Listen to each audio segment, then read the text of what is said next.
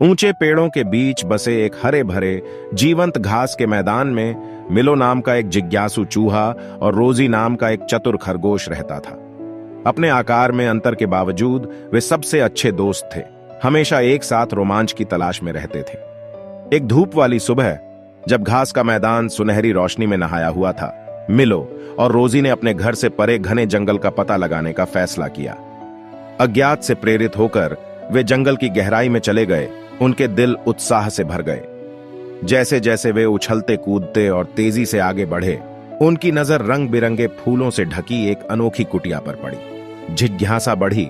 वे सावधानी से कुटिया के प्रवेश द्वार के पास पहुंचे। अंदर उन्हें धूल भरी किताबों और प्राचीन कलाकृतियों से सजा एक कमरा मिला।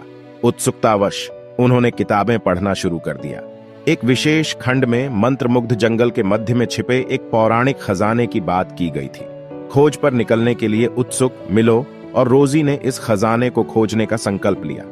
जंगल मनमोहक और विश्वासघाती दोनों साबित हुआ। उन्हें पेचीदा पहेलियों का सामना करना पड़ा, उफनती नदियों को पार करना पड़ा और डरावने प्राणियों का सामना करना पड़ा। लेकिन उनकी दोस्ती और दृढ़ संकल्प ने उन्हें आगे बढ़ने में मदद की।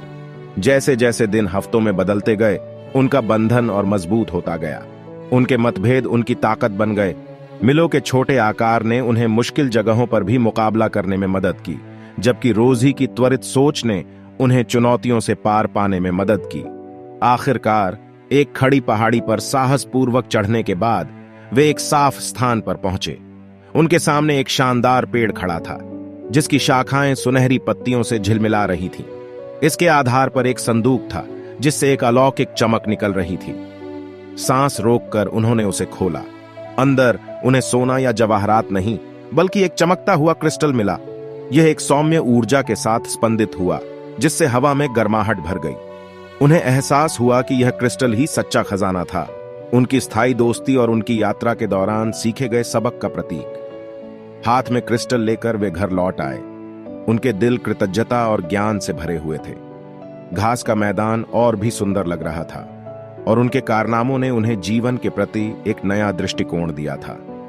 उस दिन से मिलो और रोजी ने अपने साथी जानवरों के साथ अपनी कहानी साझा की, जिससे उन्हें एकता और दृढ़ता की शक्ति को अपनाने के लिए प्रेरणा मिली।